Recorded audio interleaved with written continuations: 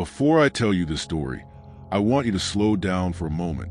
Not because what you're about to hear is peaceful, but because it isn't. Think about silence, not the calm kind. The kind that settles over a room after something terrible has already happened.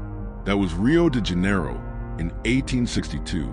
This was not the postcard city you know today. No beaches filled with music, no towering buildings of glass. This was the capital of an empire built on sugar, coffee, gold, and human captivity. Slavery was legal, regulated, defended with paperwork, sermons, and uniforms. And yet, beneath all of that order, the city felt uneasy because something was speaking, not loudly, not publicly, but persistently. People along the docks began whispering about an enslaved man named Mateus. That wasn't his real name. It never is. Enslaved people rarely get to keep the names that belong to them. They inherit labels the way they inherit chains. Mateus carried cargo near the port. Heavy sacks, rotten wood, crates that smelled like death before they were even opened. Ports are places where truth arrives disguised as trade. And Mateus listened more than he spoke. When he did speak, people noticed something strange. He never spoke to those around him. He spoke as if responding, as if someone invisible stood just beside him, feeding him words. At first, others avoided him. In a world governed by violence, anything unexplained feels dangerous. Superstition wasn't ignorance, it was a survival instinct, but fear spreads faster than reason. Mateus began describing things he should never have known. Private conversations held behind locked doors, punishments carried out in remote fields, deaths that were never recorded, never acknowledged, never mourned. He didn't shout these things. He didn't accuse. He stated them calmly, precisely, and precision is what unsettles power the most. Imagine living in a society that depends on silence. Silence is a foundation. Silence keeps order intact. Silence convinces people that cruelty can remain contained. Now imagine that silence breaking, not with screams, but with accuracy. Free men laughed at first. They always do. Laughter is how authority tests whether fear is necessary yet. They called Mateus a myth, a trick, a coincidence wrapped in superstition. But coincidence doesn't repeat itself this cleanly. When Mateus described a beating that occurred miles away, on a night he never left the warehouse, laughter stopped sounding convincing. When he repeated, word for word, an argument that took place inside a magistrate's home, something shifted. Fear took its place. Because here's the truth no one wanted to say out loud. If an enslaved man could know these things, then control. Put yourself inside a candlelit room. Heavy curtains, thick walls, the kind of room designed to trap sound, not let escape. Men with clean hands and stained consciences gathered in places like this across Rio. Mateus was brought to them quietly, not arrested, not accused, invited. Curiosity is often cruelty disguised as politeness. They want to see the trick, to hear the voice, to prove to themselves that fear had gotten the better of them. Tell us something, they said. Anything.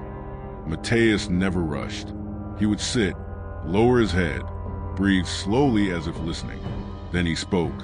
He spoke of bodies dropped into the sea at night, of women killed for refusing advances, of children worked until they collapsed, then buried without markers. He described these events without anger, without drama, just facts. That's what made it unbearable. Some men confessed immediately, not publicly, but in fragments, half-truths, slips of the tongue. Others paid him to leave, hoping distance would undo what had already been heard. But stories move. Soon, people didn't seek Mateus for spectacle. They sought him to measure damage. How much do they know? Who is speaking? Mateus never said, I. He said, they. The courts noticed.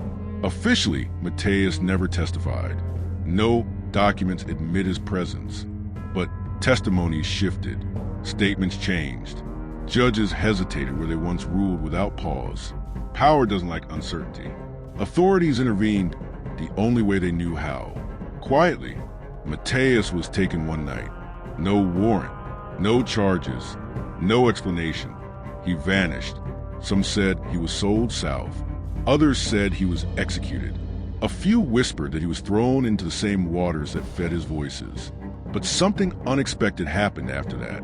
The confessions didn't stop. This is where the story becomes unsettling, because even without Mateus, men kept talking. Plantation owners rewrote letters. Overseers disappeared overnight. Priests recorded confessions so detailed they felt rehearsed, yet unsolicited. It was as if fear no longer needed a source.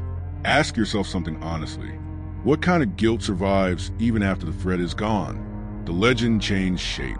People said Mateus hadn't been silenced. He had multiplied. That the dead no longer needed a messenger. That once named, truth learned how to walk on its own. Enslaved communities began saying they know now. Not who, just they. A presence without a body.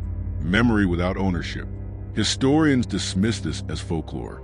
And maybe it is. But folklore doesn't usually alter behavior. After 1862, something subtle fractured in Rio. Violence became quieter. Punishments more concealed. Orders less careless. Fear stopped moving in only one direction. Mateus never led a revolt, never held a weapon, and yet he disrupted something more fragile than chains. He disrupted certainty. The certainty that crimes could vanish with their victims. The certainty that silence belonged only to the powerful. Brazilian slavery would endure for decades more, but the illusion of total control never fully recovered. Because once memory begins to speak, authority starts to listen.